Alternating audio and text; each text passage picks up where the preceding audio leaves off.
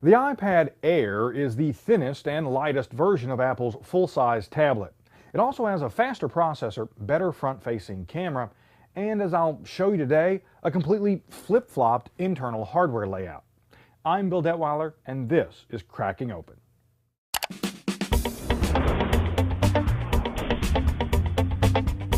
The 2013 iPad Air is thinner, narrower, and slightly shorter than the iPad 4.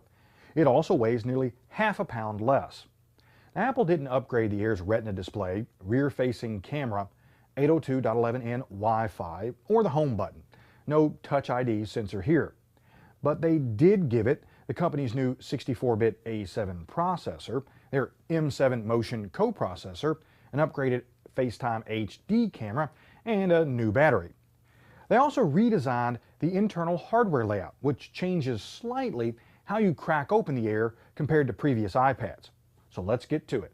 To begin opening the Air, I used a heat gun set on low to loosen the adhesive that holds the front panel to the aluminum case. Then, starting from the lower left corner, I used a series of thin tools to gently pry the panel off. Be very careful around the lower right corner and along the right edge. There are several thin ribbon cables here that connect the front panel to the motherboard. Now, I won't be able to completely remove the panel until I take out the display, so I'll fold it over face down for now. Now, next to come out are the screws that hold the LCD in place, and then the display itself. I can now disconnect the front panel from the motherboard and give us our first unobstructed view of the device's internal hardware. Two facts jump right out. First, and not surprisingly, given the placement of the front panel's connector cables, Apple flipped the internal hardware layout. The battery is now on the left, and the motherboard is on the right. Also, the SIM card slot and cellular components have been moved to the lower right corner. Lastly, the Air has a slightly smaller 2-cell battery. Unfortunately, that battery and all the other components, including the motherboard and their connector cables, are held to the metal case with a lot of adhesive. Forcing them loose could damage them, and I want to put this unit back together in working order, not destroy it. So at this point, I'm going to call it a day.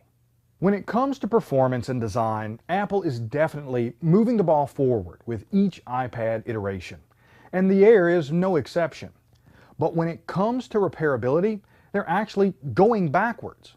Now, I know most consumers don't usually care about how easy their devices are to fix, but I've seen enough cracked screens, broken LCDs, and waterlogged devices to know that people often do care when faced with a costly repair.